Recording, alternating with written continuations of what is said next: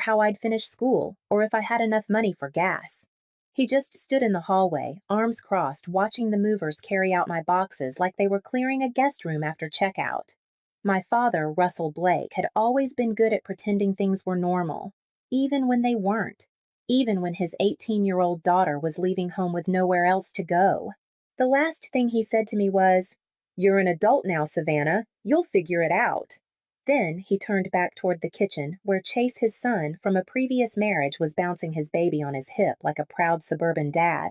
Emma Chase's wife stood beside him smiling like she hadn't just taken over a house that wasn't hers. The room that used to be mine, the one my mother painted soft gray before she got too sick to hold a brush, was now a nursery. The mural of clouds we once taped up together had been covered with vinyl stars. My name was gone from the door. In its place, a wooden sign that read, "Logan's Room." That's the baby's name. Logan. My half-brother's son. They said the guest room wasn't big enough for a crib, so they cleared out mine instead. I didn't argue. Not then. Not anymore. My mother Diane passed away from ovarian cancer a year and a half ago. She was the soft one, the reason the house ever felt like home. After she died, Russell became all wall and no door. I stopped trying to knock. I walked to the car with 2 boxes and 1 photo frame, me and my mom on the porch summer before the diagnosis. She's laughing in it. I'm wearing overalls and braces. My grandmother Lois opened the passenger door without a word. She didn't ask what happened. She didn't have to. As we pulled away, I looked back once. No one was watching. No one waved. Just a house with new curtains, new laughter, new names on the walls. Before my mother got sick, the house felt like it belonged to both of us. She let me paint flowers on the baseboards in my room. She left notes in my lunch bag even in high school with small things like, "Don't let them dim your light." She always used my full name, Savannah, not kid, not her. But even then, I knew my father saw me differently. Russell Blake wasn't a cruel man. He just had no space for softness. And softness was what I was born with. He never hit me. He never yelled unless I cried too long or laughed too loud. Then it became, "You're too much. Tone it down. Don't be dramatic." He never said those things to Chase, his son, from his first marriage. Chase only visited every other weekend, then more often once he got older. By middle school, it felt like he lived with us full time. He was everything I wasn't: tall, athletic, charming, naturally likable. He got his first car at 17. I got told to take the bus. My mom used to say, "He's just trying to earn his father's love, same as you." But I wasn't so sure. Chase didn't try. He didn't have to. He already had it. When Mom was still alive, she shielded me from the worst of it. She knew when I came home crying from school without needing to ask. She'd make tea, sit on the couch with me, and just stay there. She never forced the hurt to resolve. After her diagnosis, things got quieter. She lost weight fast, her voice slower. But the last thing she did before the first round of chemo was write me a letter. She slipped it under my bedroom door. On the envelope it said, "Open when it gets too loud." I didn't open it for almost a year. Not until after the funeral. Not until I caught Russell packing her scarves into a garbage bag. In the letter she wrote, "You are the quiet courage of this house. One day your kindness will outlast their noise. Don't wait for them to see it. Just be it." I folded it back up and placed it behind her photo in the frame I still carry. Russell never brought up her name after that. He replaced her kitchen towels, her tea mugs, her blanket on the couch. One afternoon I asked if we could keep the porch flowers she planted. He said, "They're annuals. They die." That's the point. That was how mourning looked in my house efficiency. Cut it out. Move on. Make space for what's next. Chase got married the spring after Mom passed. Emma, sweet and polite, didn't know what had happened here. They sent me a wedding invite with my name, misspelled Savannah. At the reception, I stood alone near the punch bowl while Russell gave a toast. He said, "Today, I'm proud to stand beside my son, my first, my best." He never looked in my direction. I never told him he said that out loud. It happened on a Thursday. I came home from school to find my bedroom door open. That wasn't normal. Russell never entered my space not to check, not to clean, not even to knock. Inside the closet was bare. My books were in boxes. The comforter my mom gave me had been folded not gently and laid across a chair in the hallway. My lamp was gone. So was the framed photo. I found it later tucked into a box labeled Misk, in someone else's handwriting. At the foot of my bed sat a plastic bin filled with baby items, soft toys, rolled onesies, a bottle warmer still in the box. I stood in the doorway like a guest who had arrived too early to a party that wasn't hers. Chase's voice came from down the hall light and amused. "The nursery's coming together." I didn't respond. That night, Russell sat me down not to ask but to inform. He said that Chase and Emma were moving in next week. The guest room would be theirs. My room would be for the baby. I asked why the nursery couldn't be in the guest room. He looked up from his phone and said, "Because you're almost an adult, Savannah. You're going to college soon. It's time to make space for a family that needs it." I don't remember what I said back. Maybe nothing. Maybe silence was the only answer that still felt mine. 2 days later, my bed was dismantled. No one told me where to sleep. I stayed at a friend's house that weekend, then packed what I could into the trunk of my car. There was no fight, no screaming match, just subtraction, quiet and surgical. A few nights before I left, I passed Chase in the hallway. He was carrying a bag of diapers and didn't stop walking. He nodded at me almost like a stranger might and said, "Thanks for making room." Not sorry, not I didn't know, just thanks. It wasn't even my room anymore when I left. It just took me a while to realize I'd already been moved out one object at a time. Leaving didn't feel like escape. It felt like dissolving. I didn't announce it. There were no slammed doors or raised voices, just an email to my principal requesting remote final exams. A call to my grandmother Lois asking if her offer still stood. She said yes before I finished the sentence. I packed my clothes, my textbooks, and the photo of my mother. That was all. The rest belonged to the version of me who used to think home was permanent. The morning I left, Chase was assembling a crib in what used to be my room. Emma stood nearby holding fabric swatches and sipping coffee from the mug that used to be my mother's. Russell was outside raking the front yard like he hadn't erased a person from his household the night before. No one stopped me. No one asked where I'd go. They had already made peace with the space I left behind. I moved into Lois's upstairs guest room, a modest space with a view of the neighbor's cornfield and a quilt that smelled faintly of cedar and lavender. She didn't ask for the whole story. She just made soup and set a folded towel at the end of the bed like she knew I'd need both. There was no drama, no ceremony, just stillness. For the first time in years, I woke up without tension behind my eyes. I finished my finals online and sent in my acceptance to Winthrop College, a mid-sized school 3 hours south. They'd offered me a STEM scholarship based on my early project portfolio. It felt strange having something of my own that no one could minimize or repurpose. I found a part-time job at a bakery in town early mornings, the smell of yeast and cinnamon small talk with regulars who called me sweetheart without knowing anything about me. Most nights I studied at the kitchen table with Lois humming in the next room and the television low in the background. I kept the photo frame on the windowsill.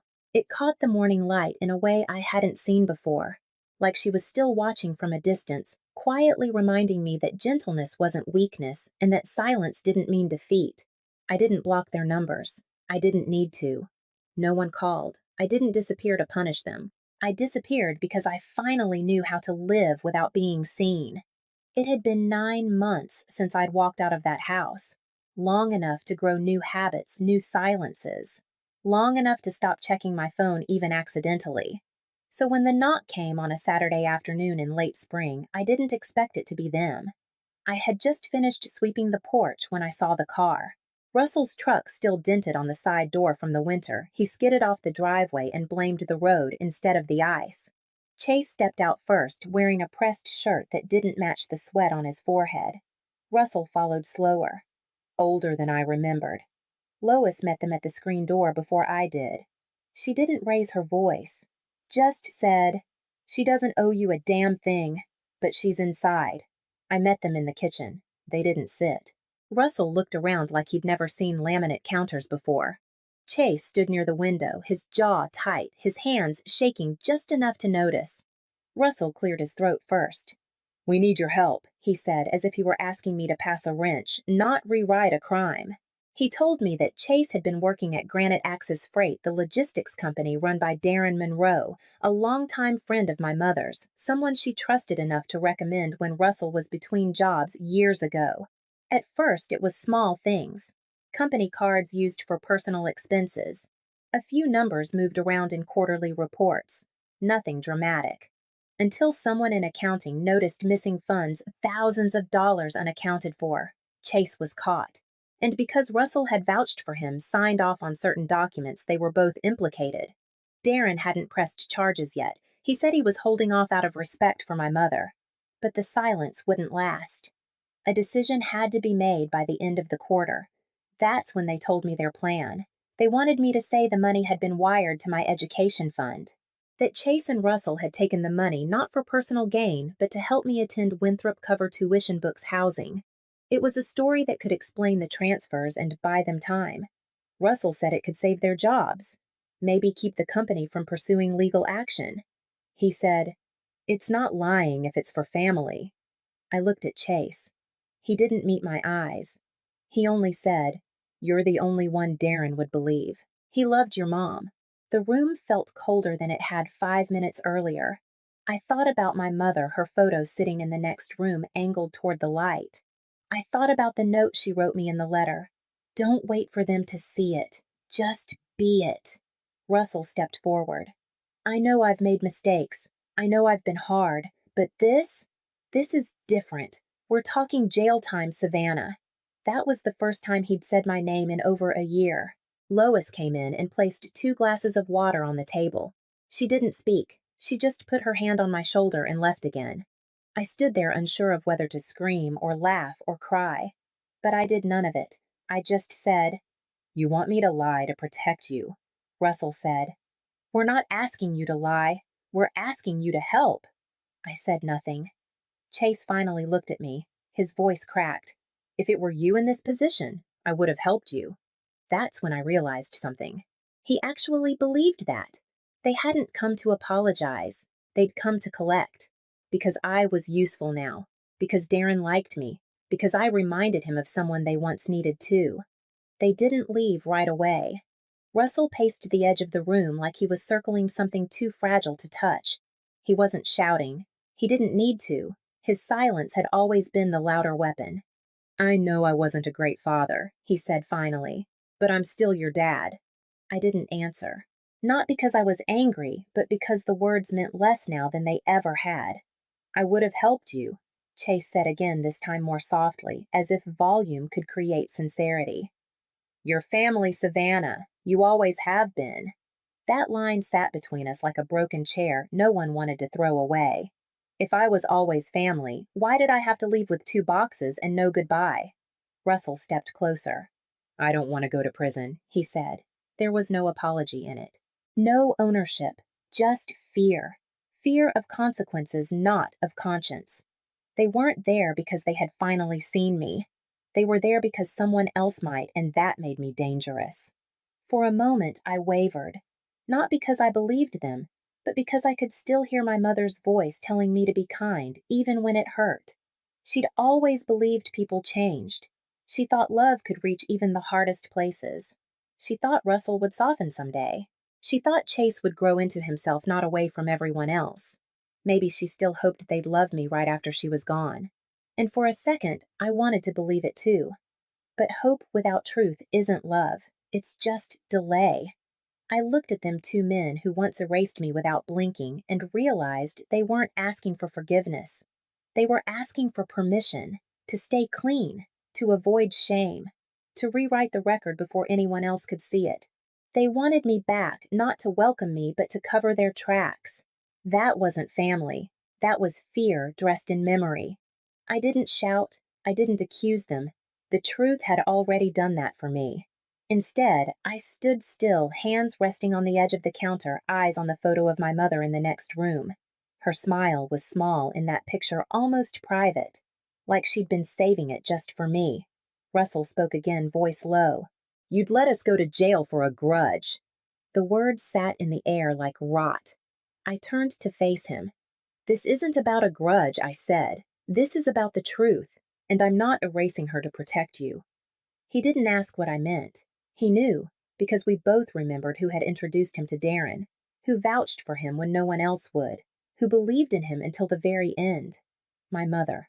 And now they wanted to use her memory to clean up their mess. Chase opened his mouth to speak, but I shook my head. "I won't lie," I said. "Not for you. Not for anyone." He looked away. Russell didn't. His eyes were glassy but not soft. "Just tired." "I didn't think you'd say no," he murmured. That stung more than I expected, because he hadn't come believing in my kindness. He'd come counting on it, and in some old part of me buried beneath the leaving and the silence I wanted to give it to him. But kindness without boundaries isn't grace. It's surrender. I walked them to the door. Russell paused on the porch, hands in his jacket pockets. "She would have helped," he said. I didn't answer. Not because I disagreed, but because I finally understood my mother would have helped them out of love. But they weren't asking with love, only need. The screen door clicked shut behind them. Their footsteps faded down the steps. I didn't watch them leave. I went back inside and stood in the doorway of the guest room. The light from the window hit the photo frame just right. I was there. They just lived easier when I disappeared. 3 weeks later, I moved into my dorm at Winthrop. Lois helped me carry my boxes, mostly books, a kettle, a soft blanket that had once belonged to my mother. We didn't say much. She knew how to leave space without filling it. The room was small but bright, with a desk by the window and white walls still blank with possibility. I unpacked slowly. Textbooks, notebooks. A ceramic mug I'd painted in 10th grade, chipped on one edge. In the frame. I placed it on the desk without thinking, like instinct. My mother, leaning into me, whined in her hair the summer she said I finally looked taller than her. I adjusted it slightly so it caught the light. There was no ceremony, no closure, just a new space that didn't ask me to shrink. Russell didn't call again. Chase didn't text. I didn't check. One morning I received an email from Darren Monroe, the CEO. He said he'd accepted their resignations. No police, no charges, but no more chances either. He closed with, "Your mother would be proud of who you're becoming." I stared at the screen for a long time, then closed the laptop. The air through the window was soft. Not warm, not cold. Just enough. I sat on the edge of the bed and let it touch my face. No applause. No apology. Just stillness. The photo stayed there quiet, full of light. I didn't leave a forwarding address. I signed my name on the dorm registry. Full name, no middle initial.